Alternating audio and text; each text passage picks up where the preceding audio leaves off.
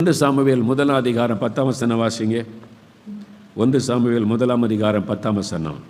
அவள் போய் மனங்கசந்து மிகவும் அழுது கர்த்தரை நோக்கி விண்ணப்பம் பண்ணி, சேனைகளின் கர்த்தாவே, தேவரீர் உம்முடைய அடியாளின் சிறுமையை கண்ணோக்கி பார்த்து உம்முடைய அடியாளை மறவாமல் நினைந்தருளி உமது அடியாளுக்கு ஒரு ஆண் பிள்ளையை கொடுத்தால் அவன் உயிரோடு இருக்கும் சகல நாளும் நான் அவனை கர்த்தருக்கு ஒப்பு கொடுப்பேன், அவன் தலையின் மேல் சவரகன் கத்தி படுவதில்லை என்று பொருத்தனை பண்ணினாள். அன்னாளை குறித்து நம்ம வாசிக்கிறோம். அன்னாளுக்கு ஒரு குறைவு. நல்ல கணவர் இருந்தார், நல்ல குடும்பம், அவளை நேசிக்கிற கணவர். ஆனால் குழந்தை இல்லை என்கிற குறை அவளுக்கு இருந்தது.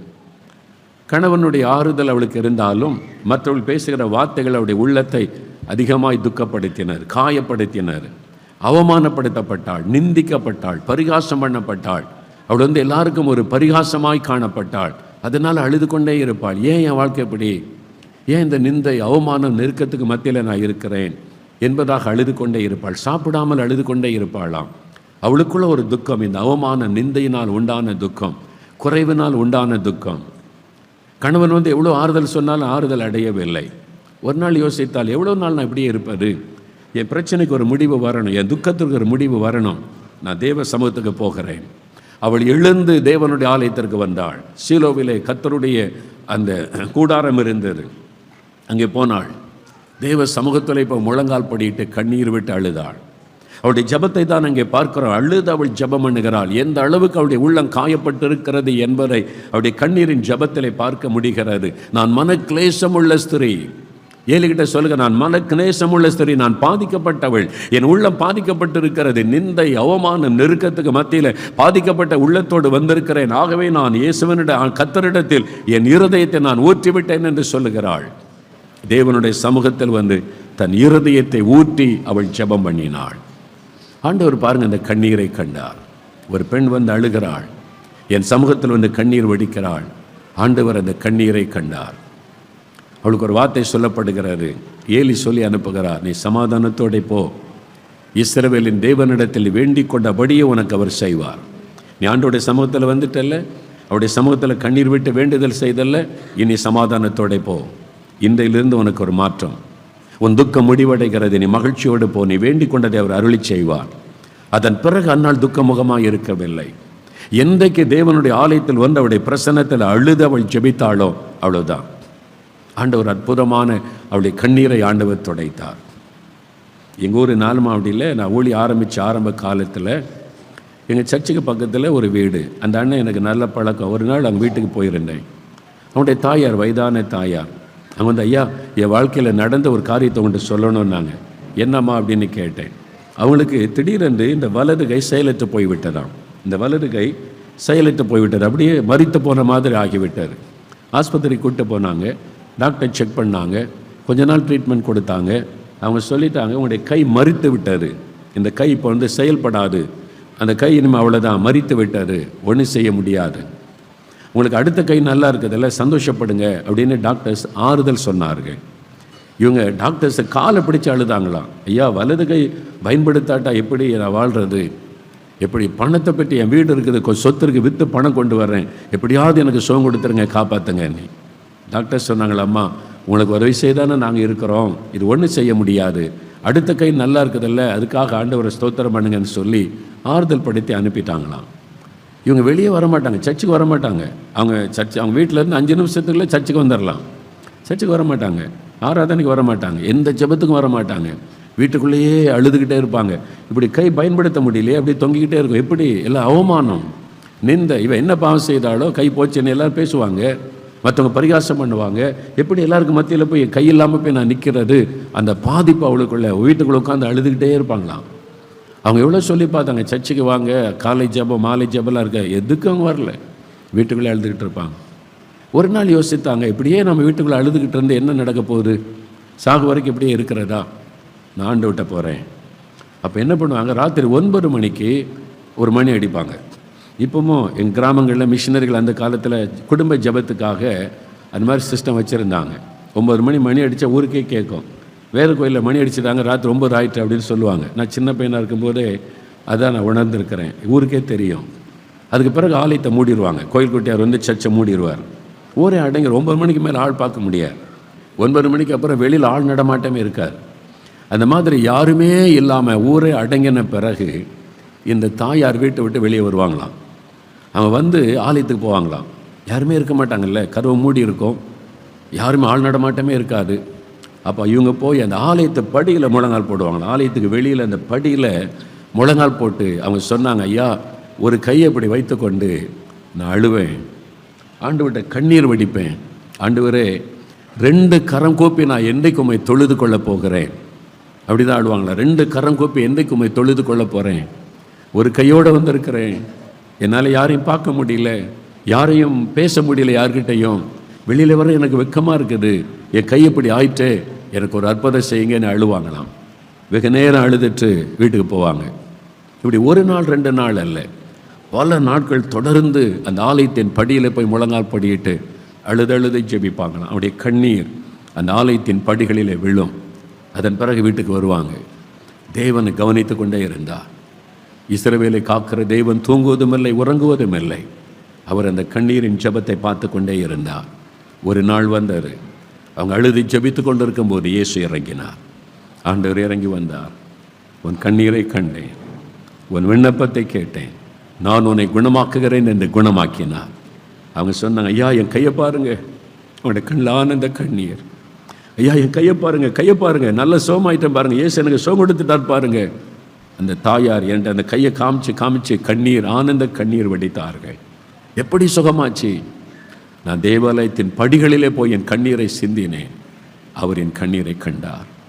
அந்நாளுடைய கண்ணீரை கண்டு அவருடைய துக்கத்தை மாற்றின ஆண்டவர் இந்த ஏழை தாயாருடைய கண்ணீரை கண்டு அவருடைய கண்ணீரை துடைப்பதற்காக ஒரு அற்புதம் செய்தார். பாருங்க, ஆண்டவரன், நான் இந்த தேவாலயத்திலிருந்து உன் விண்ணப்பத்தை நான் கேட்கிறேன், உன் ஜெபங்கள் என் சமூகத்தில் வருகிறது. இந்த வேதத்தில் நாம் வாசிக்கிற வசனங்களின்படி இன்றைக்கி பாருங்க, இந்த இடம் ஜெப வீடு. என் பிள்ளைகள் வந்து ஜெபிக்கிறதற்கு யார் வேணாலும் வரலாம். இது எல்லாருக்கும் ஜெப வீடு. இந்த பக்கமாக போகிறவங்க வர்றவங்க யார் வேண்டுமானாலும் வந்து இந்த இடத்துல ஜெபிக்கலாம். நான் அந்த ஜெபத்துக்கு பதில் கொடுப்பேன், அவங்களுடைய மகிழ பண்ணுவேன். என்ன துக்கத்தோடு வந்து அவங்க கண்ணீர் வடித்தாலும் மகிழ்ச்சியோடு இந்த இடத்தை விட்டு நான் அனுப்புவேன் என்று ஆண்டவர் சொல்லுகிறார். அதற்குத்தான் இந்த ஜெப வீடு. என்னுடைய வீடு உள்ள வரும்பொழுது இயேசுங்க இருக்கிறார். அவருடைய வீடு, அவருடைய பிரசன்னம் இருக்கிறது. ஆனால் தான் தேவனுடைய கூடாரம் பிரதிஷ்டை பண்ணப்படும் பொழுது தேவனுடைய மகிமை வந்து தேவனுடைய கூடாரத்தை நிரப்பிற்று. யாத்திராகமம் 40ஆம் அதிகாரம் 34ஆம் வசனத்தில் அப்படி வாசிக்கிறோம். 2 நாளாகமம் 5ஆம் அதிகாரம் 14ஆம் வசனத்தில் எருசலேம் தேவாலயம் பிரதிஷ்டை பண்ணப்பட்ட போது தேவனுடைய மகிமை தேவனுடைய ஆலயத்தை நிரப்பிற்று. அவங்க ஒருமிக்க பூரிகைகளை ஊதி கர்த்தர் நல்லவர், அவர் கிருபை என்றுமுள்ளதென்று துதித்து பாடும் பொழுது தேவனுடைய மகிமை வந்து தேவனுடைய ஆலயத்தை நிரப்பிற்று. எதற்காக தேவனுடைய மகிமை? இங்கே என் ஜனங்க வருவாங்க, தேவையோடு மக்கள் வருவாங்க, கண்ணீரோடு மக்கள் வருவாங்க, பாவ பாரத்தோடு வருவாங்க. அவங்களெல்லாம் நான் மகிழ பண்ணணும், அவங்களுக்கெல்லாம் நான் அற்புதம் செய்யணும். அதற்காக தேவனுடைய மகிமையினால் தேவனுடைய ஆலயத்தை ஆண்டவர் நிரப்பினார். ஆசரிப்பு கூடாரம் பிரதிஷ்டை பண்ணப்பட்ட பொழுதும் தேவனுடைய ஆலயம் பிரதிஷ்டை பண்ணப்பட்ட போதும் தேவனுடைய மகிமை இறங்கிற்று. இது எழுப்புதலுக்காக அர்ப்பணிக்கப்பட்ட ஒரு இடம். ஒரு சம்பவத்தை சொல்லி ஜெபிக்க போகிறோம். 1906ஆம் வருஷம் அமெரிக்காவில் அசூசா ஸ்ட்ரீட் எழுப்புதல், அசூசா தெரு எழுப்புதல் உண்டானது. அந்த சரித்திரத்தை நான் வாசித்த போது ஆச்சரியப்பட்டேன். வில்லியம் சீமோர் என்ற ஒரு மனிதர் எழுப்புதல் தாகத்தோட அவர் வந்து வேல்ஸ் தேசத்தின் எழுப்புதலை நேரில் பார்த்துட்டு வந்தபோது அமெரிக்காவில் ஒரு எழுப்புதல் வரணும், இந்த பாரம்பரியங்கள் மாறணும், ஆவியானவர் சபையில் ஊற்றப்படணும் அப்படின்னு ஒரு பாரத்தோடு ஜெபிக்கிற மனிதராய் வந்தார். எந்த சர்ச்சிலும் அவருக்கு இடம் கொடுக்கலை. அங்கிருந்த பெரிய பெரிய ஆலயங்கள், பேப்டிஸ்ட் சர்ச், மெத்தடிஸ்ட் சபை, பிரஸ்பெட்டேரியன் சபைகள், ஆங்கிலிக்கன் சபைகள், பெரிய பெரிய ஆலயங்கள், எதில் அவருக்கு இடம் கொடுக்கல. இதெல்லாம் எங்களுக்கு தெரியும், நாங்கள் ஆராதனை நடத்தி கொள்கிறோம், உங்கள் இடம் கிடையாதுன்னு சொல்லி பிரசங்கம் பண்ண இடம் கொடுக்கவில்லை. அவருடைய உள்ளத்தில் அந்த எழுப்புதல் அக்கினி பற்றி எரிந்து கொண்டு இருந்தார். ஆண்டவரே, நான் என்ன செய்யட்டும் இந்த தேசத்துக்காக நீ கதறின போது ஆண்டவர் சொன்னார், தெருவில் நின்று பேசுன்னு சொன்னார். அப்பொழுதுதான் வில்லியம் சீமோர் என்ற அந்த மனிதர் லாஸ் ஏஞ்சலஸ் பட்டணத்தில் அசூசா ஸ்ட்ரீட் தெருவில் நின்று சத்தம் போட்டார். தெருவில் நின்று சத்தம் போட்டவுடனே மக்கள் எல்லாம் வந்தபோது வசனத்தை பிரசங்கித்தார். மனந்திரு ஆவியானவர் ஊற்றப்பட்டார். ஜனங்கள் கண்ணீரோட மனம் திரும்பி தெருவில் ஒப்பு கொடுத்தாங்க, அழுதாங்க, ஆவியினால் நிரப்பப்பட்டாங்க. தேவனுடைய பிரசன்னம் இறங்கிற்று. அவ்வளவுதான். அந்த தெருவில் நின்று தினமும் பிரசங்கம் பண்ணினார். ஜனங்கள் திரளாய் கூட ஆரம்பித்தார்கள். இப்போ ரோட்டில் நின்று எப்படி எவ்வளோ நாள் நடத்த முடியும்? அந்த தெருவில் ஒரு மெத்தடிஸ்ட் ஆலயம் ஒரு ஃபயர் ஆக்சிடென்ட்னால அப்படியே போட்டுட்டாங்க ரிப்பேர் பண்ணாமல். இவர் அந்த ஆலயத்தை போய் க்ளீன் பண்ணார். அந்த அந்த அந்த சின்ன ஆலயத்தை போய் சுத்தம் பண்ணார். அந்த ஆலயத்தை சுத்தம் பண்ணி க்ளீன் பண்ணி சரி பண்ணி அந்த ஆலயத்தில் கூட்டம் நடத்தினார். காலையில் மத்தியானம் மாலையில் கூட்டம் நடத்த ஆரம்பித்தார். ஜனங்கள் கூட்டமாக வர ஆரம்பித்தாங்க. அந்த இடத்துல இந்த எழுப்புதல் அக்கினி பரவ ஆரம்பித்தார். அமெரிக்கா முழுவதும் செய்தி பரவி பல மாநிலத்திலிருந்து வர ஆரம்பித்தாங்க. 1906 உண்டான அந்த எழுப்புதல் தான் பெண்டெகாஸ்டல் ரிவைவல். அதில் உண்டானது தான் church of God, assemblies of God சபைகள் உருவானது. அந்த எழுப்புதல் அக்கினி அமெரிக்கா தேசம் முழுவதிலும் பரவினர். அந்த இடத்துக்கு நான் போயிருக்கிறேன். அதை பார்க்குறதுக்கு போய் நாங்கள் 3 நாள் உபவாச ஜெப லாஸ் ஏஞ்சல்ஸ் பட்டணத்தில் அமெரிக்காவுக்காக வைத்தோம். நிறைய தமிழ் மக்கள் பல சபையிலேருந்து வந்திருந்தாங்க. அதே அசூசா ஸ்ட்ரீட்டில் அந்த எழுப்புதல் நடந்த இடத்துல நாங்கள் ராத்திரியெல்லாம் ஜெபம் பண்ணினோம். அந்த இடம் இப்போவும் நீங்கள் போனீங்கன்னா அங்கே ரோடு இருக்கும், பஸ் ஸ்டாண்ட் இருக்கும், அதில் எழுதி வச்சுருப்பாங்க அசூசா ஸ்ட்ரீட் ரிவைவல் நடந்த இடம் இதுதான் என்று போர்டுலாம் வச்சுருப்பாங்க. இன்றைக்கு அதை பார்க்க முடியும். அது ரோடு, மெயின் ரோடு, காரு போகும், பஸ்ஸு போகும், பஸ் ஸ்டாண்டு இருக்கும். அதில் இப்போவுமே எழுதி வச்சுருப்பாங்க அசூசா ஸ்ட்ரீட் எழுப்புதல் நடந்த இடம் என்று. உலக சரித்திரத்தை புரட்டி போட்ட ஒரு எழுப்புதல் அங்கிருந்து உண்டானது. அந்த எழுப்புதலில் ஆச்சரியமான காரியம் என்னவென்றால், இயற்கைக்கு மேற்பட்ட பல காரியம் நடந்தது. அதில் ஒன்று, எழுப்புதல் உச்ச கட்டத்தில் இருக்கும் பொழுது அந்த ஆலயத்திற்கு மேலே அக்னி ஸ்தம்பம் தெரியுமா? அக்னி ஸ்தம்பம், அப்படியே நெருப்பு எரிகிற ஸ்தம்பம். நம்ம யாத்ராகமத்தில் வாசிக்கிறோமில்ல, அது ஆசரிப்பு கூடாரத்துக்கு மேலே அக்னி ஸ்தம்பம். அதே மாதிரி நெருப்பு எரிகிறதை மக்கள் கண்களில் வெளிப்படையாக அங்கே கண்ணால் பார்க்க முடிந்தது. தூரத்தில் ஜனங்கள் வரும்போதே சொல்லுவாங்க, அந்த நெருப்பு எரிதில்லை, அது அங்கே தான் எழுப்புதல் நடக்கிறது என்று ஜனங்கள் வருவார்களாம்.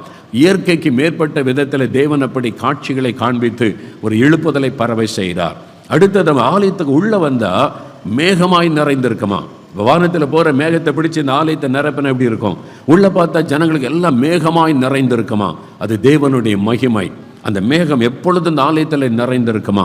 உள்ளே வந்த உடனே பாவ உணர்வு அடைந்து அழுவாங்களாம், அப்படியே ஒப்பு கொடுப்பாங்களாம், முகங்குப்புற விழுந்து ஆண்டவரே மன்னியும், ஆண்டவரே பரிசுத்தப்படுத்தன்னு அழுவாங்க. பரிசுத்த ஆவியானவர் ஊற்றப்படுவார். ஆவில நிரம்பி அந்நிய பாஷை பேசுவாங்க. அந்த நாட்களில் அவருக்கு கரண்ட்டு கிடையாது, மைக்கு கிடையாது, அங்கே அந்த மியூசிக் டீம் கிடையாது. வசனத்தை பைபிள் எடுத்து பிரசங்கம் பண்ணுவார், சத்தமாக பிரசங்கம் பண்ணி ஜெபம் பண்ணுவார், அவ்வளோதான். ஆவியானவர் ஊற்றப்படுவார். ஒரு மாபெரும் அசைவு உண்டானது. அந்த ஆலயத்துக்குள்ள வந்த இடத்தில் மக்களுக்கு பலத்த அற்புதங்கள். குருடர்கள் வருவாங்க, பார்வை அடைந்து திரும்பி போவாங்க. சப்பானிகள் வருவாங்க, போகும்போது நடந்து கொண்டே போவாங்களாம். பலத்த அற்புதங்கள், இயற்கைக்கு மேற்பட்ட அற்புதங்களை தேவன் செய்திருக்கிறார். Creative miracle. அது ஒரு புஸ்தகத்தில் வாசித்த போது, கையில்லாமல் ஒரு ஆள் வந்திருக்கிறார். ஆக்சிடென்ட்டில் கை போய்விட்டார், கை துண்டாகி விட்டார், ஒரு கை இல்லை. ஆவியானவர் சொல்கிறார், நான் உனக்கு கை கொடுக்கிறேன் சொல் என்று சொன்னாராம். அவர் சொன்னார், இயேசுவின் நாமத்தில் உனக்கு கை வருகிறது என்று. டக்குன்னு அந்த கை வளர்ந்து விட்டது. கிரியேட்டிவ் மிராக்கிள், உருவாக்குகிற அற்புதங்கள், இதெல்லாம் அந்த எழுப்புதல் காலத்தில் நடந்திருக்கிறது. மகிமையான அந்த காரியம், தேவனுடைய மகிமை வெளிப்பட்டு இருக்கிறது. இந்த மாதிரி காரியமெல்லாம் நம்முடைய இந்தியாவிலே நடக்க போகிறது, தமிழ்நாட்டிலே நடக்க போகிறது. அந்த எழுப்புதலுக்காகத்தான் நாம் ஜெபித்து கொண்டிருக்கிறோம். தூத்துக்குடியிலே நடக்க போகிறது, உங்கள் சபையிலே நடக்க போகிறது. அதற்கு தான் இந்த சபை, எழுப்புதலுக்காக தேவன் தெரிந்து கொண்ட சபை. தேவன் அப்படிப்பட்ட தன்னுடைய மகிமையை இந்த இடத்துல விளங்க பண்ண போகிறார். கர்த்தருடைய மகிமை இந்த இடத்தை நிரப்பி ஆட்கொள்ள போகிறது. நாம் யாவரும் எழுந்து நிற்போம், எல்லாரும் எழுந்து நிற்போம். ஆசரிப்பு கூடாரத்தில் இறங்கின தேவ மகிமை, எருசலேம் தேவாலயத்தில் இறங்கின தேவ மகிமை, அன்றைக்கு அசூசா ஸ்ட்ரீட் எழுப்புதல் அந்த ஆலயத்தை நிரப்பின தேவ மகிமை இன்றைக்கு இந்த ஆலயத்தை நிரப்ப போகிறது. இந்த ஆலயத்தை ஆண்டவர் நிரப்ப போகிறார், மகிமையினால் நிரப்ப போகிறார். அவருடைய மகிமை இறங்கும் பொழுது இங்கே துக்கத்தோடு வந்த யாவரும் நீங்கள் மகிழ்ச்சியோடு திரும்பும்படி உங்களுக்கு அற்புதங்களை அவர் செய்ய போகிறார். அவர்கள் கர்த்தர் நல்லவர், அவர் கிருபை என்றும் உள்ளது என்று எல்லாரும் தேவனை துதித்து பாடும் போதுதான் மகிமை இறங்கினது. நாம் எல்லாரும் கண்களை மூடி சிங்காசனத்தில் அமர்ந்திருக்கிற கர்த்தரை பார்த்து, கர்த்தர் நல்லவர், அவருடைய கிருபை என்றும் உள்ளது, எல்லாரும் நமக்கு தெரிந்த ஒரு பாடலை துதித்து பாட போகிறோம். அந்த பாடல் பாடும் பொழுது, துதிக்கும் பொழுது அவருடைய மகிமை இறங்க போகிறது. இந்த பிரதிஷ்டை நாளிலே கர்த்தருடைய மகிமை இந்த ஜெப வீட்டை நிரப்ப போகிறது. அவருடைய மகிமை நிரப்பும் பொழுது கட்டுகள் அறுக்கப்பட போகிறது, வியாதிகள் மறைய போகிறது, ஆண்டவர் உங்களை மகிழ பண்ண போகிறார். அதற்காகத்தான் இந்த இடம் கொடுக்கப்பட்டிருக்கிறது. இது எழுப்புதலுக்கான ஆலயம், இது தேவனுடைய மகிமை வெளிப்படுகிற ஒரு இடம். அல்லேலூயா, உமக்கு நன்றி. கிருபை என்றும் உள்ளது, எல்லாரும் கைத்தட்டி பாடுவோம். என்றும் உள்ளது, அவரை போற்றி துதித்து பாடி அல்லேலூயா என்றார் பரிபோம். அவரை போற்றி ஆமென் ஆமென் பாடி அல்லேலூயா என்றார் பரிபோம். பட்டும் மடிந்திடாமல் ஆமென். கர்த்தர்தான் நம்மை காத்து. நெருக்கப்பட்டும் மடிந்திடாமல் கர்த்தர்தான் நம்மை காத்ததாலே அவர் நல்லவர் வல்லவர், அவர் கிருபை என்று உள்ளதே. நல்லவர். எல்லாரும் பாடுங்க, எல்லாரும் பாடுங்க. தேவ மகிமை, தேவ மகிமை தேவ கிருபை என்று உள்ளதே, கிருபை என்று உள்ளதே. அதை போற்றி. ஆமென். Thank you Lord. Glory Lord. ஆமென், ஆமென். பாடி அல்லேலூயா என்றார் பரிபு சோலை. பட்சிக்க வந்தோம் ஆமென். முச்செடி தன்னில் தோன்றிய தேவன். Thank you Lord. இனி சோதனை பட்சிக்க வந்தோம் முச்செடி தன்னில் தோன்றிய தேவன். ஆதாரே அவர் நல்லவர், அவர் கிருபை என்று உள்ளதே. அவர் கிருபை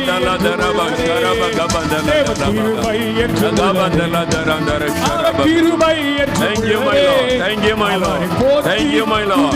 Praise you O Lord. Amen, amen. போற்றி. அல்லேலூயா என்றார் பரிபு. எல்லாரும் பாடுங்க, எல்லாரும் பாடுங்க. தேவனை துதித்து பாடுங்க. ஆமென். Glory Lord. நம்பிக்கை தைரியவீந்தாரே, அவர் கிருபை என்று உள்ளதே. ஆமென். Glory Lord.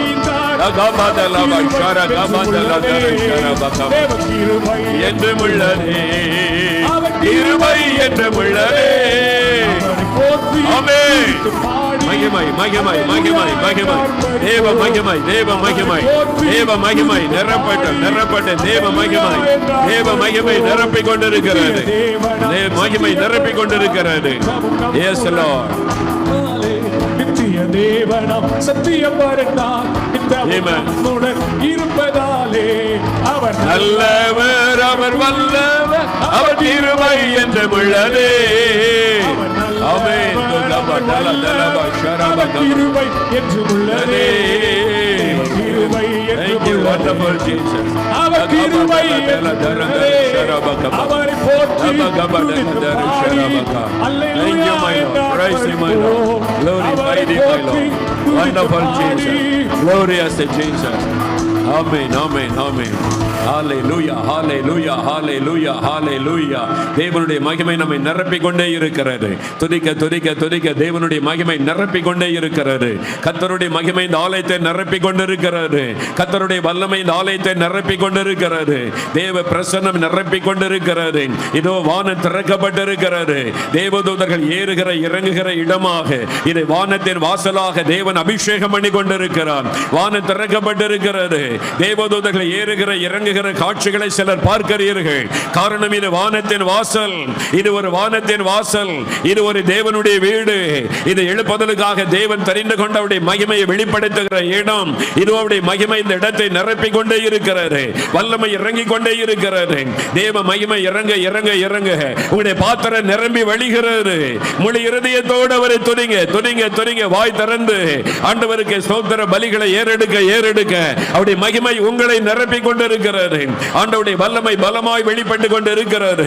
மகிமை இறங்குகிறபடியினால் பாவ கட்டுகள் அறுக்கப்படுகிறது. சாப கட்டுகள் அறுக்கப்படுகிறது. வியாதியின் கட்டுகள் அறுக்கப்படுகிறது. பில்லிசுனி பிசாசின் கட்டுகள் அறுக்கப்படுகிறது. இப்பொழுது இப்பொழுது உங்களை மகிழ பண்ணும்படியாய் தேவனுடைய மகிமை உங்கள் மேல இறங்கி இருக்கிறது. உங்களை மகிழ பண்ணும்படியாய் இயேசுவே நமத்திலே இறங்கி இருக்கிறார். ஹalleluya ஹalleluya ஹalleluya. கர்த்தருடைய மகிமை வெளியரங்கமாகிறது. கர்த்தருடைய மகிமை வெளியரங்கமாகிறது. ஹalleluya. உம்முடைய மகிமை மகிமை ஒவ்வொருவரையும் நிரப்பி ஆட்கொள்ளுகிறதற்காக ஸ்தோத்திரம். ஹalleluya. உமக்கு ஸ்தோத்திரம். கர்த்தருடைய மகிமை வெளியரங்கமாகிறதற்காக உமக்கு ஸ்தோத்திரம். ஹalleluya. உமக்கு ஸ்தோத்திரம் அப்பா. உமக்கு நன்றி. உம்முடைய பிரசன்னத்திற்காக நன்றி. Thank you wonderful Jesus. ஹalleluya. உமக்கு நன்றி. வானத்தை பூமியை உண்டாக்கின சர்வ வல்லமுள்ள தேவன், இதோ நான் உங்கள் மத்தியில் வந்தேன். உங்களை ஆசீர்வதிக்கவும் என்னை உங்களுக்கு வெளிப்படுத்தவும் நான் வாக்கு கொடுத்தபடி உங்களை மகிழ்விக்கவும் நான் உங்கள் மத்தியில் வந்தேன். உன் துக்க நாட்கள் முடிந்து போகும். இதுவரை நீ துக்கத்தை சுமந்து சுமந்து சுமந்து வேதனையோடு வந்திருக்கிற உன் துக்கம் தன் நாட்கள் முடிந்து இனி ஆசீர்வாதத்தின் நாட்களையும் இனி பெருக்கத்தின் நாட்களையும் நன்மையின் நாட்களை நீ காணும்படி என்னுடைய கரம் உன்னை ஆசீர்வதிக்கிறது. என் சமூகத்தில் என்னை தேடி என் பாதபடியில் நீ வந்தபடியால் என் கரம் உன்னை தொட்டு ஆசீர்வதிக்கிறது. கர்த்தருடைய கரம் இங்கே நீட்டப்பட்டிருக்கிறது. அவருடைய கரம் இந்த இடத்துல நீட்டப்பட்டிருக்கிறது. அவருடைய கரம் சிலர் மீது இப்பொழுது வைக்கப்படுகிறது. ஆண்டவருடைய வல்லமுள்ள கரம் வைக்கப்படுகிறது. அவருடைய தொடுதலை உணர்கிறீர்கள். அவருடைய தொடுதலை உணர்கிறீர்கள். கட்டுகள் அறுக்கப்படுகிறது. கட்டுகள் அறுக்கப்படுகிறது. பொல்லாத ஆவியினுடைய கிரியைகள் அழிக்கப்படுகிறது. பலவீனப்படுத்துகிற ஆவிகள் விலகுகிறது. கட்டுகள் அறுக்கப்படுகிறது. Thank you Lord. என் மகனே, நான் என்ன பாவம் செய்தேன்? ஏன் நான் எல்லாவற்றையும் இழந்து நிற்கிறேன்? நிந்தை அவமானத்துக்கு நடுவில் நான் இப்படி நிற்கிறேனே என்று மனம் சோர்ந்து வந்திருக்கிற மகனே, நான் உன் அருகில் நிற்கிறேன். இந்த பாதையில் நானே உன்னை வழி நடத்தினேன். நீ இந்த இழப்பிலும் நெருக்கத்திலும் என்னை துதித்து என் மேலே நீ மகிழ்ச்சியாக என்னோடு கூட நீ மகிழ்ச்சியாக இருக்கிறாயா என்று உன் இருதயத்தை சோதித்து அறியும்படிக்கு நான் இந்த பாதையில் உன்னை வழி நடத்தினேன். நீ முறுமுறுக்காதபடி என்னை பின்பற்றினபடியினால் இனி ஒரு நாட்கள் நீ இழந்து போன எல்லாவற்றையும் உனக்கு திரும்ப அளிப்பேன். யோபுவை ஆசீர்வதித்ததைப் போல உன்னை ஆசீர்வதித்தேன். நீ அவமானத்தையும் நிந்தைகளை சகித்த அதே இடத்தில் நான் உன்னை ஆசீர்வதித்து மேன்மைப்படுத்துவேன். உன் வேண்டுதல் கேட்கப்பட்டது என்று கர்த்தர் உங்களுக்கு சொல்லுகிறார். கர்த்தர் அப்படி செய்கிறதற்காக உமக்கு நன்றி. அப்படியே ஆசீர்வதிக்கிறதற்காய் நன்றி. வாலிப மகனே, உன்னை எனக்காக நான் ஊழியத்திற்காய் தெரிந்து கொள்ளவில்லையா? நான் உன்னோடு பேசவில்லையா? இன்னும் நீ தாமதிக்கிறது என்ன? நீ உலகத்திற்கும் நீ எனக்கும் ஊழியம் செய்ய முடியாது. 2 எஜமானுக்கு எப்படி ஊழியம் செய்ய முடியும்? நீ எனக்கென்று தெரிந்து கொள்ளப்பட்டவன். நான் உன்னோடு பேசி இருக்கிறேன். ஆனால் நீயோ உன் குடும்பத்தையும் உலக காரியத்தை நினைத்து இன்னும் நீ தாமதித்து கொண்டிருக்கிறாய். நான் உனக்காக காத்திருக்கிறேன்.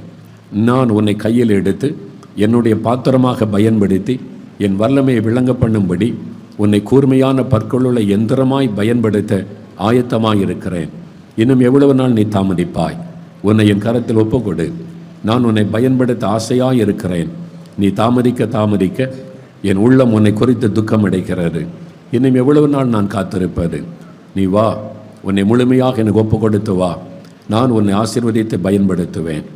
என் மூலமாக உன் பெயர் பெருமைப்படுத்தப்பட்டு அநேகர் உன்னிடத்தில் வந்து என் வல்லமையின் ஆசீர்வாதத்தை பெற்றுக்கொள்ளுவார்கள். இனிமேலும் நீ தாமதிக்காதே என்று கர்த்தர் அந்த வாலிப தம்பிக்கு சொல்லுகிறார். வாலிப மகளே, நீ என் சமூகத்தில் அந்தரங்கத்தில் பண்ணின விண்ணப்பத்தை நான் கேட்டேன். இரவு நேரங்களில் நடு நேரங்களில் நீ என் சமூகத்தில் முழங்காலில் நிற்கிறதையும் கண்ணீரோடு ஜெபிக்கிறதையும் நான் பாராமல் இருப்பேன் என்று நினைத்தாயோ? நான் உன் கண்ணீரை கண்டிருக்கிறேன். நீ விண்ணப்பம் பண்ணி கொண்டிருக்கிற சில காரியங்கள் மற்றவர்கள் அறிந்திருக்க மாட்டார்கள். நானோ அதை அறிந்திருக்கிறேன். உன் ஜெபம் கேட்கப்பட்டது. இனி உன் ஜெபத்திற்கான பதில் உன் குடும்பத்திற்குள் நிறைவேறுவதை நீ காண்பாய். நான் உன் ஜெபத்தை நிமித்தம் உன் குடும்பத்தை பாதுகாத்து வருகிறேன். உன் நிமித்தம் உன் குடும்பம் முழுவதை நான் சந்தித்து ரட்சித்து சாட்சியாய் நிறுத்துவேன். உன் ஜெபத்திற்கான பதில் நீ சீக்கிரமாய் நிறைவேறுவதை நீ காண்பாய் என்று நான் உனக்கு சொல்லுகிறேன். நீ திடன்கொள். து கபந்த லபு ஷர கபந்த லபு டு டரந்த அரஷகபு பந்த கத்தா து டலந்த அரஷக கபந்த லபுகோ. இருதயம் பாதிக்கப்பட்டு இருதயம் பலவீனப்பட்டு அடிக்கடி அதை குறித்த கவலையோடு வந்திருக்கிற ஒரு தாயார், உங்களுடைய இருதய சில சமயத்தில் மூச்சு விட கஷ்டப்பட்ட சூழ்நிலையில் வந்திருக்கிறீங்க. உங்களுடைய இருதயத்தில் கை வைங்க. இயேசு சொல்லுகிறார், நீ உன் பலவீனத்திலும் என்னை தேடி வந்தபடியால் நான் உன்னை தொட்டு குணமாக்குகிறேன் என்று. உங்களுடைய இருதயத்தில் கை வைங்க. அந்த தாயார் கை வைத்து இயேசுவின் நாமத்தை சொல்லுங்க. இயேசுவின் நாமத்தில் சுகம் அப்படின்னு சொல்லுங்க. இப்போ ஆண்டவருடைய வல்லமை உங்களை தொடுகிறாரு. ஆண்டவர் உங்களுக்கு ஒரு புது இருதயத்தை தருகிறார். முக்கியமாக இரவு நேரம் நீங்கள் படுக்கையில் உங்களுடைய இருதயத்தில் உண்டாகிற வித்தியாசமான உணர்வு மரண பயத்தை கொண்டு வந்தது. இன்றிலிருந்து ஆண்டவர் அதை மாற்றுகிறார். உங்களை மகிழ்ச்சியோடு இந்த இடத்தை விட்டு அனுப்புகிறார். இயேசுவின் நாமத்தில் இந்த அற்புதத்தை நீங்கள் பெற்றுக்கொள்கிறீர்கள். ஆண்டவருக்கு நன்றி சொல்லுங்கள். ஒரு சகோதரி 2 முறை உங்களுக்கு கருச்சிதைவு ஏற்பட்டதுனால உங்களுடைய கர்ப்பப்பை பலவீனமாக இருக்கிறதையும், இன்னொரு முறை கர்ப்பம் அடைந்தாலும் இப்படித்தானே நடக்கும் என்ற பயத்தோடும் எதிர்காலத்தை குறித்த ஒரு கலக்கத்தோடு இருக்கிற ஒரு சகோதரி, இயேசு உங்கள் அருகில் நிற்கிறார். அவருடைய கரம் உங்கள் மேலே இப்பொழுது வைக்கப்படுகிறது. அந்த கர்ப்பத்தின் ஆசீர்வாதத்தை திருடி கொண்ட பொல்லாத சாத்தானை இயேசுவின் நாமத்தில் நான் கடிந்து கொள்ளுகிறேன். இப்பொழுது அது உங்களை விட்டு விலகுகிறார். அந்த பொருளாதார பலவீனப்படுத்துகிற ஆவி விலகுகிறார். நீங்கள் பயப்படாதுங்க. அடுத்து உங்களுக்கு கர்ப்பத்தின் ஆசீர்வாதத்தை தேவன் கொடுத்து அதை பூரணமாக்கி தருவதை நீங்கள் காண்பீர்கள். ஆண்டவர் சொல்லுகிறார், நீ சமாதானத்தோடு போ, உன் துக்கம் சந்தோஷமாய் மாறும் என்று கர்த்தர் வாக்கு கொடுக்கிறார். கர்த்தர் அப்படி செய்கிறதற்காக உமக்கு நன்றி. ஒரு சகோதரன், நீங்கள் முடிந்த ஊழியத்தை செய்கிறீங்க, தேசத்துக்காக அதிகமாக ஜெபம் பண்ணுறீங்க. ஆனால் சமீப நாட்களில் உங்களுடைய ஸ்பைனல் கார்டில் ஒரு வலி உண்டாகி முதுகு தண்டில் உண்டான வலியினால் மிகவும் சிரமப்படுகிறீர்கள். இரவிலே உட்கார்ந்து கொண்டே தூங்குகிறீர்கள். நேராக படுத்து தூங்க முடியாத அளவுக்கு அந்த பாதிப்பு. உட்கார்ந்து கொண்டு தான் நீங்கள் தூங்குகிறீர்கள். அப்படியே ஜெபம் பண்ணிவிட்டு அப்படியே தூங்குகிறீர்கள். இயேசு அதை பார்க்கிறார். இன்றைக்கு அவருடைய தள்ளும்புள்ள கரம் உங்களுடைய ஸ்பைனல் கார்டை தொடுகிறார். அந்த முதுகு தண்டை ஆண்டவர் தொடுகிறார். இன்றைக்கு அந்த வலி அவர் எடுத்து போடுகிறார். இப்பொழுதே அது மறைகிறது. இந்த நாளிலிருந்து அந்த வலி உங்களுடைய முதுகுத்தண்டை தொடுவதில்லை. நீங்கள் மகிழ்ச்சியோடு இந்த இடத்தை விட்டு செல்ல போகிறீங்க. ஆண்டவருடைய கரம் தொட்டதற்காக ஆண்டவருக்கு நன்றி சொல்லுங்கள். அவருடைய தழும்புகளால் குணமானீர்கள். ஒற்றை தலைவலியினால் கஷ்டப்படுகிற ஒரு சகோதரி, அந்த தலைவலி வந்துவிட்டால் கண்ணை கூட திறக்க முடியாத அளவிற்கு கண்ணுக்குள்ளே வலி உண்டாவதைப் போல ஒரு உணர்வு உண்டாகிறது. படுத்த படுக்கை ஆகிவிடுகிறீர்கள்.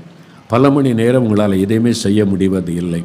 இப்படி பல வருஷமாக உங்களை தொடர்ந்து வரக்கூடிய அந்த வியாதி நிமித்த மனம் உடைந்து சில சமயத்தில் ஆண்டவரை இதை விட என்னை எடுத்துக்கொள்ளுங்க என்பதாக கூட நீங்கள் ஜெபித்திருக்கிறீர்கள். ஆண்டவர் சொல்லுகிறார், என் ஜெப வீட்டில் நீ என்னை தேடி வந்தபடியால் நான் உன்னை தொட்டு குணமாக்குகிறேன். அந்த வலியை உன்னை விட்டு எடுத்து போடுகிறேன். இனி அந்த வியாதி உன்னை தொடுவதும் இல்லை, உன்னை வேதனைப்படுத்துவதும் இல்லை. என் தழும்புகளால் உன்னை குணமாக்கினேன். இனி நீ மற்றவர்களுக்காக வேண்டிக் கொள்ளும்போது உன் வேண்டுதலை நிமித்தம் நான் அநேகரை குணமாக்கி என் வல்லமையை உன் மூலமாய் வெளிப்படுத்துவேன் என்று கர்த்தர் உங்களுக்கு சொல்லுகிறார். கர்த்தருக்கு ஸ்தோத்திரம் என்று ஆண்டவரை மகிமைப்படுத்துங்கள். ஒரு வாலிப தம்பி, நீ உன் வாழ்க்கையிலே பல தோல்விகளை சந்தித்ததினால ஒரு மனம் அடிவோடு இந்த இடத்தில் சோர்ந்து போன நிலைமையில் வந்திருக்கிறாய். நான் எவ்வளோ ஜெபம் பண்ணுறேன், எவ்வளோ ஆண்டவர்கிட்ட விசுவாசத்தோடு கேட்டேன், ஆனால் எல்லாமே தோல்வி. என்னுடைய வேலைக்காக எடுக்கிற முயற்சி, என்னுடைய உயர்வுக்காக எடுக்கிற முயற்சி எல்லாம் தோல்வி. எதுவுமே எனக்கு வாய்ப்பதில்லை என்பதாக மனம் கசந்து வேதனையோடு வந்திருக்கிற வாலிப தம்பி, ஆண்டவர் சொல்லுகிறார், என் மகனே, உன் வழிகளை எனக்கு ஒப்புக்கொடு. நீ ஒரு வழியிலே போய்கொண்டிருக்கிறாய், அதல்ல நான் உனக்கு வைத்திருக்கிற வழி. உன் வழிகளை நீ எனக்கு ஒப்பு கொடுத்து என் மேலே விசுவாசம் வைத்தால் நான் காரியத்தை வாய்க்க பண்ணுவேன். நானே அந்த தடைகளை உண்டாக்கி நேரான பாதையில் உன்னை நடத்துவதற்காக அந்த தடைகளை அனுமதித்திருக்கிறேன் என்பதை அறிந்து கொள். இப்பொழுது உன் வழிகளை நீ எனக்கு அர்ப்பணிக்கும் போது ஆசீர்வாதமான வழிகளை உனக்கு திறந்து உன்னை மேன்மையாய் வைத்து கனப்படுத்துவேன் என்று கர்த்தர் உனக்கு சொல்லுகிறார். கர்த்தர் அப்படியே செய்வீராகப்பா. உமக்கு நன்றி, உமக்கு நன்றி. பைல்ஸ் வியாதியினால் நரக வேதனை அனுபவிக்கிற ஒரு சகோதரர் வேதனையோடு இந்த இடத்தில் வந்திருக்கிறீங்க. என் பாவத்தெல்லாம் மன்னிச்சு எனக்கு சுகம் கொடுங்கன்னு நீங்கள் ஜெபிக்கிறீங்க. உங்களுடைய பாவத்தை உணர்ந்து ஜெபிக்கிறீங்க. ஆண்டவரே, என் பாவத்தை மன்னிச்சு இந்த சாப வியாதிலிருந்து விடுதலை கொடுங்கன்னு ஜெபிக்கிறீங்க. ஆண்டவர் உங்களுடைய ஜெபத்தை கேட்டார். அவர் உங்களுடைய பாவத்தை மன்னித்து இன்றைக்கு சுகம் தருகிறார். இன்றைக்கோடு அந்த வியாதியின் கட்டு அறுக்கப்படுகிறார். இயேசுவின் நாமத்தில் உங்களுக்கு சுகம். நீங்கள் இயேசுவுக்கு உண்மை உள்ளவராய் இருந்து அவருடைய நாமத்தை மகிமைப்படுத்துங்கள். அப்பொழுது மறுபடியும் அந்த வியாதி உங்களை தொடாதபடி கர்த்தரே உங்களை பாதுகாத்து நடத்துவார். ஒரு சகோதரி, புதுசாக நீங்கள் வந்திருக்கிறீங்க, இன்றைக்குத்தான் இந்த ஆலயத்துக்கு வந்திருக்கிறீங்க. இரவு நேரங்களில் பயப்படுத்துகிற சொப்பனங்கள், பல உருவங்கள் தோன்றி உங்களை பயமுறுத்துகிறது. ஒரு மரண பயம் உங்களுக்குள்ளே உண்டாகி இருக்கிறது. தூங்க முடிவது இல்லை. அந்த வேதனையோடு இந்த இடத்தில் வந்திருக்கிறீங்க. அது நிமித்தம் உங்களுடைய நரம்பு மண்டலம் பாதிக்கப்பட்டு உங்களுடைய சரீரமெல்லாம் பலவீனப்பட்டு போன நிலைமையில் உங்களுடைய நரம்பு மண்டலம் பாதிக்கப்பட்டிருக்கிறதுன்னு டாக்டர் சொல்லி அந்த மன வேதனையோடு இந்த இடத்தில் வந்திருக்கிறீங்க. ஆனால் இரவு நேரத்தில் இப்படியெல்லாம் காட்சிகள் வருகிறது என்று சொன்னால் யாரும் அதை நம்புவதில்லை. இயேசு அதை அறிந்திருக்கிறார். நீங்கள் அவரை தேடி அவருடைய பிரசன்னத்தில் வந்ததுனால உங்களை வாதித்து வேதனைப்படுத்தின அந்த பொல்லாத ஆவியை இயேசுவின் நாமத்தில் நான் இப்பொழுது கடிந்து கொள்ளுகிறேன். அந்த ஆவி விலகுகிறது இயேசுவின் நாமத்தில். இனி அந்த மகளை தொந்தரவு செய்ய உனக்கு அதிகாரம் இல்லை. ஆண்டவர் விடுதலை கொடுத்து விட்டார். நீங்கள் இயேசுவே ஸ்தோத்திரம்னு சொல்லுங்கள். இயேசுவே உமக்கு ஸ்தோத்திரம், எனக்கு விடுதலை கொடுத்து விட்டீர், நன்றின்னு சொல்லுங்கள். ஒரு விடுதலை பெற்றுக்கொள்ளுகிறீங்க.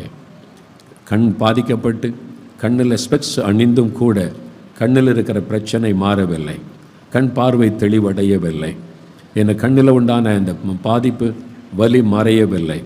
அப்படிப்பட்ட ஒரு பாதிப்போடு வந்திருக்கிற ஒரு மகள், ஒரு இளம் வாலிப மகள், இந்த இளம் வயசிலேயே என் கண்ணில் இந்த பாதிப்பு, என் எதிர்காலத்தை குறித்து நீ பயப்படுகிறாய். ஆண்டவருடைய கரம் உன் கண்களை தொடுகிறது. புது கண்களை ஆண்டவர் உனக்கு தருகிறார். இயேசுவின் நாமத்தில் கண்ணில் உள்ள நரம்புகளை ஆண்டவர் தொட்டு குணமாக்குகிறார். நீ கண்ணில் அணிந்திருக்கிற கண்ணாடியினால் ஒரு பிரயோஜனமும் இல்லை, கழட்டி எரிந்து போடு. இன்றைக்கூட அவைகளை தூக்கி எறிந்து போடு. இன்றையிலிருந்து உனக்கு புது கண்ணை ஆண்டவர் தருகிறார். நீ அதை காண்பாய். இனி அந்த வலிகள் உண்டாவதும் இல்லை, அந்த பாதிப்பு கண்ணிலே காணப்படுவதும் இல்லை. நீ இயேசுவை நேசித்து ஆண்டவர் மேலே விசுவாசம் வைத்து உன் இளமை பருவத்தை ஆண்டவருக்கு ஒப்பு கொடுத்ததுனால ஆண்டவர் உனக்கு இந்த அற்புதம் செய்கிறார். நீ அநேகருக்கு சாட்சியாய் நின்று அநேகரை நீதிக்கு உட்படுத்தும்படி கர்த்தர் உன்னை பயன்படுத்த போகிறார். அவருடைய கரத்திலே நீ ராஜ கிரீடமாகி இருப்பாய். அநேகர் ஒரு நிமித்தம் இயேசுடைய அன்பையும் வல்லமையும் அறிந்து கொள்ளுவார்கள். அதற்காகவே நான் உன்னை தெரிந்து கொண்டேன் என்று கர்த்தர் உனக்கு வாக்கு கொடுக்கிறார். கர்த்தருக்கு ஸ்தோத்திரம். ஆண்டவருக்கு நன்றி.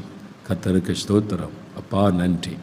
ஒரு சகோதரி, என் கணவர் ரட்சிக்கப்படணுமே, என் கணவர் இன்னும் ஏற்றுக்கொள்ளலையே, அவங்க மதுபானத்துக்கு பாவத்துக்கு அடிமைப்பட்டு கிடக்கிறாங்களேன்னு சொல்லி வெகு நாள் நீங்கள் ஜெபிக்கிறீங்க. இரவும் பகலும் நீங்கள் கண்ணீரோடு ஆண்டவரிடத்தில் ஜெபிக்கிறீங்க. பல மாதங்கள் ஜெபித்தாகிவிட்டது, இன்னும் எனக்கு பதில் வரவில்லை என்று கலங்குகிறீர்கள். ஆண்டவர் சொல்லுகிறார், என் மகளே, உன் ஜெபம் கேட்கப்பட்டது. உன் கணவரை நான் ரட்சித்து சாட்சியாய் நிறுத்தி அவனை என் ஊழியக்காரனாக அநேகருக்கு என்னை அறிவிக்கிறவனாக பயன்படுத்துவேன். உன் கண்கள் அதை காணும். அநேகருடைய கண்கள் அதை கண்டு ஆச்சரியப்படும். நான் சர்வவல்லமுள்ள தேவன் என்பதை அவனுக்கு விளங்க பண்ணுவேன். யார் என்னை மாற்ற முடியும் என்று சவால் விடுகிற அவனை நான் மாற்றி சாட்சியாய் நிறுத்துவேன். உன் கண்கள் அதை காணும்.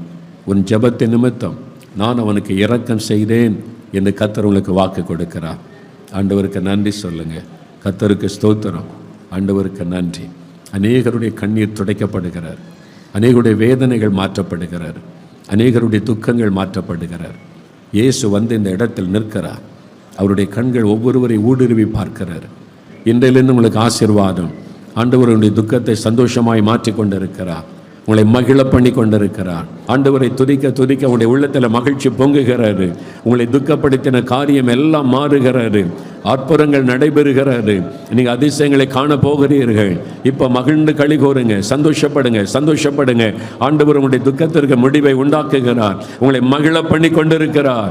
கர்த்தர் உங்களை மகிழ பண்ணி கொண்டிருக்கிறார். அந்த பாரம் உங்களை விட்டு விலகுகிறாரு. ஒவ்வொருவரையும் தொடும், ஒவ்வொருவரையும் தொடும். சரீரத்தில் சுகம் உண்டாகட்டும், கட்டுகள் அறுக்கப்படட்டும், மன வருத்தங்கள் எல்லாம் விலகட்டும், ஆவியிலே ஒரு விடுதலை உண்டாகட்டும். இயேசு கிறிஸ்துவின் நாமத்தில் ஒவ்வொருவரையும் தொட்டு மகிழ பண்ணி கொண்டிருக்கிறதற்காய் ஸ்தோத்திரம். என் ஜெப வீட்டில் மகிழ பண்ணுவேன் என்று சொன்னீரே, இன்றைக்கு அவர்களை மகிழ பண்ணுவீராக. இன்றைக்கு இவர்களை மகிழ பண்ணுவீராக. இப்பொழுது அவர்களை மகிழ பண்ணுவீராக. உம்முடைய பிரசன்னம் அவளை நிரப்பி ஆட்கொள்ளட்டும். அவருடைய துக்கங்கள் சந்தோஷமாய் மாறட்டும்.